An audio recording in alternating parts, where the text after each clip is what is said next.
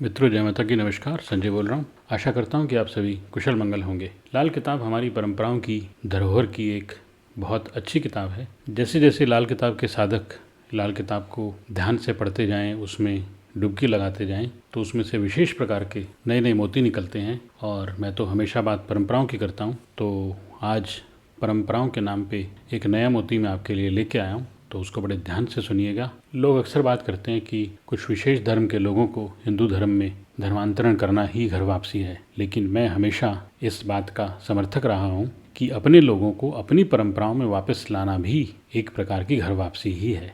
जब से हम लोगों ने अपनी परंपराओं को छोड़ा, उनसे पथभ्रष्ट हुए, तब लोगों के जीवन में अनेक प्रकार की समस्याओं ने घर किया। अब एक छोटी सी बात मैं सोच रहा था कि पहले समय में लोग अपना सिर ढक के रखते थे, और ख़ास तौर पे महिलाएं। पुरुषों के लिए भी सिर ढक के रखना अनिवार्य है, चाहे उसकी कुंडली में ग्रह किसी भी रूप में बैठे।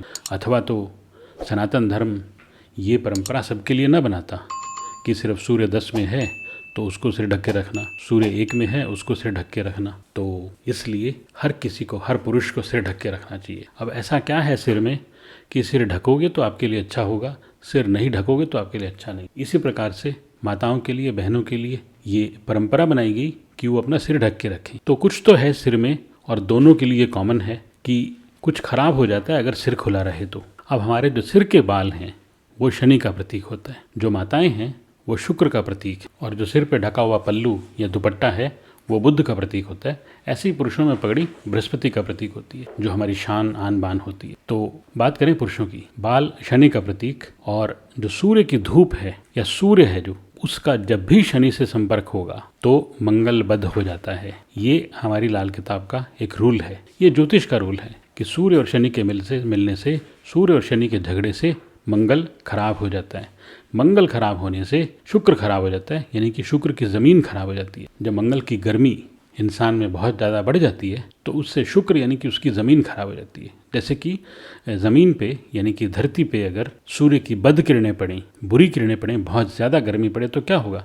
वो बंजर हो जाएगी, वो रेत हो जाएगी। अब इसको जोड़ के समझते हैं। जो महिलाएं शुक्र का प्रतीक हो गई हैं, तो शुक्र को शनि की सोबत हमेशा पसंद होती है। हाल ही में मैंने एक वीडियो रिलीज़ की थी जिसमें कि आपको बटुआ अपना कहाँ रखना चाहिए, आपको अपना धन कहाँ रखना चाहिए, उसके ऊपर मैंने शुक्र और शनि के कॉम्बिनेशन को उस कॉन्टेक्स्ट में भी बताया था। लेकिन आज हम बात कर रहे हैं सिर ढक के रखने की बात को। तो महिलाएं शुक्र का प्रतीक हैं, और महिलाओं के जो बाल हैं या पुरुषों के भी जो बाल हैं वो शनि का प्रतीक होता है। और इसलिए तो कहा गया है कि महिलाओं को बाल लंबे रखने चाहिए, क्योंकि शुक्र को शनि की सोबत पसंद है। शनि जितना अच्छा होगा उतना ही शुक्र प्रसन्न होगा। तो इसका मतलब तो ये हुआ कि महिलाओं को बाल काटने भी नहीं चाहिए। और सामान्यतः पुराने समय में ऐसा ही होता था कि महिलाएं अपने बाल नहीं काटती थी।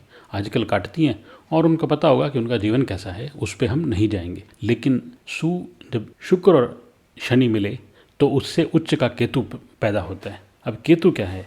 केतु हमारे संस्कार होते हैं। शनि क्या है? शनि हमारा धैर्य होता है। और ये दो गुण ही तो महिलाओं का गहना है। और किससे मिला? इन दो ग्रहों से मिला। लेकिन इनके ऊपर जब तक बुध का दुपट्टा या बुध की चुनरी नहीं होगी तब तक ये गुण फलित नहीं होता, या बृहस्पति की पगड़ी नहीं होगी तब तक पुरुषों और महिलाओं में ये गुण फलित नहीं होता। क्योंकि जो बुध है वो शुक्र और शनि दोनों का मित्र है। अब अगर सिर पे बुध आ जाए और आप दिन की धूप में भी फिरो, तब आपको सूर्य की धूप के नुकसान नहीं होंगे। क्यों?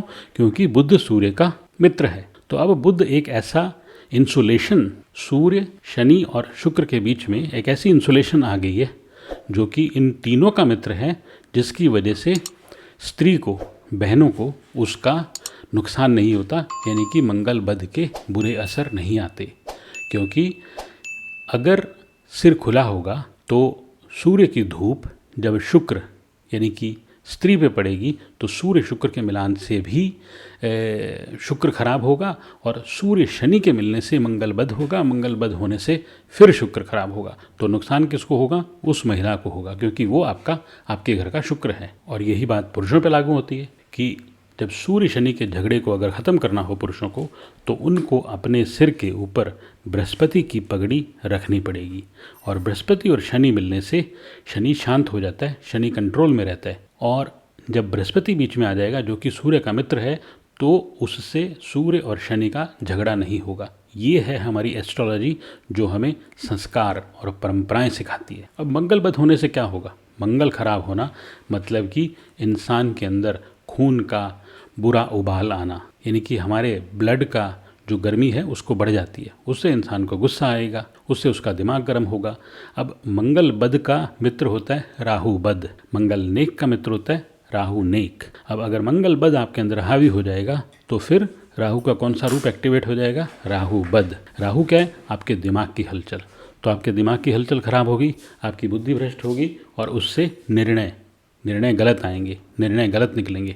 ऐसे प्लैनेट्स काम करते हैं हमारे अंदर। एक प्लैनेट ने काम किया, दूसरे ने दूसरे को खराब किया, तीसरे ने तीसरे को खराब किया, और रिजल्ट कहाँ निकल के आ रहे हैं। तो अगर आपको अपने जीवन में मंगल नेक के अच्छा पराक्रम चाहिए, राहु नेक की अच्छी सोच चाहिए, तो मित्रों ये तो आपको करना ही पड़ेगा। अगर आप परंपराओं में वापस नहीं आओगे तो समस्याओं से घिरे रहोगे, क्योंकि जब मंगल नेक होगा तो फिर मंगल ही मंगल होगा, अगर मंगल बद होगा तो फिर दंगल होगा। और अगर मंगल बद नहीं होता, स्त्रियों में खास तौर पे अगर मंगल बद ना हो, यानी कि शनि और शुक्र के मिलने से नेक केतु जो पैदा होता है।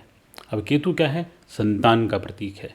उससे उनमें जो शनि का धैर्य और केतु के संस्कार तो बढ़ेंगे ही बढ़ेंगे, लेकिन उनके अंदर अच्छी संतान, योग्य संतान पैदा करने की क्षमता भी बढ़ जाएगी, क्योंकि उनका केतु नेक हो जाएगा, केतु शुभ हो जाता है। तो उससे उन महिलाओं में संतान पैदा करने की अच्छी क्षमता बढ़ जाती है। अब फिर आपने सोचा होगा कि जो कन्याएं हैं, जो अपने पिता के घर में हैं, बिन ब्याही हैं, अभी शादी नहीं हुई है, विवाह नहीं हुआ है, तो वो तो खुला सिर फिरती हैं। बिल्कुल, उनको खुला सिर फिरने में कोई प्रॉब्लम नहीं है, क्योंकि वो अभी शुक्र नहीं बनी है, वो अभी बुध हैं। और मैंने पहले बताया कि बुध और सूर्य की मित्रता है, तो उससे, क्योंकि वो अभी बुध स्वरूप में है और बुध और सूर्य की मित्रता है, तो उनको सूर्य का इतना बुरा असर देखने को नहीं मिलता, उनका मंगल बद इस रूप में नहीं होता। लेकिन परंपरा है, वो भी सिर ढक के रखें, उसमें कोई समस्या नहीं है, क्योंकि बाल तो काले उनके सिर पे भी हैं।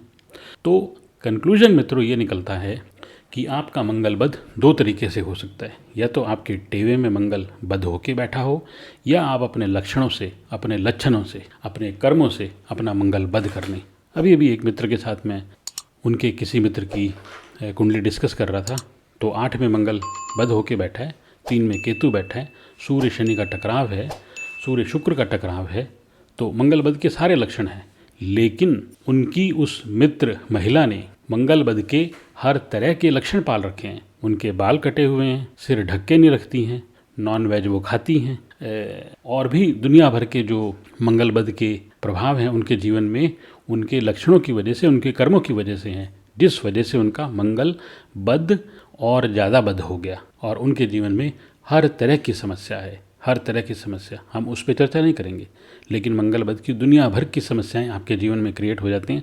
मित्रों, जिसका मंगल खराब हो जाता है, मंगल हमारे रक्त का कारक है, जिसका मंगल खराब हो जाता है उसके जीवन में दुनिया भर की समस्याएं पैदा हो जाएंगी, क्योंकि मंगल हमारे सर्कुलेशन सिस्टम है, हमारा ब्लड का सिस्टम है, उसका बहुत सार्थक कारक है, बहुत महत्वपूर्ण कारक है, उसको हम खराब होने नहीं दे सकते। राशियाँ हैं, उनका चार्ट देख रहा था तो एक योग मेरे दिमाग में आया कि जो बुध और चंद्रमा का योग है, यानी कि बुध और चंद्रमा की युति हो, दृष्टि हो, यानी कि आपस में बैठे हो या उनकी दृष्टि हो, तो उससे भी मंगल बद होने के चांसेस होते हैं। कंडीशन ये है कि उस जातक का अगर या तो चंद्रमा या बुध या दोनों खराब हो जाएं। अब ऐसा क्यों होता है कि चंद्रमा और बुध के खराब होने से मंगल बद होने का क्या रिश्ता है? भाई, चंद्रमा हमारे मन का कारक है, जैसे ही हमारा मन खिन्न होगा तो हमारे विचार बदलेंगे, यानी कि हमारा राहु उल्टी दिशा में हमें ले जाना शुरू कर देगा। ऐसे ही जब हमारी बुद्धि भ्रष्ट होगी, जब हमारा बुद्ध खराब होगा, तो फिर मंगल बद के लक्षण आने शुरू हो जाते हैं। अब इसको एस्ट्रोलॉजिकली देखते हैं हमारे हाथ में। यहाँ आप देख रहे हो,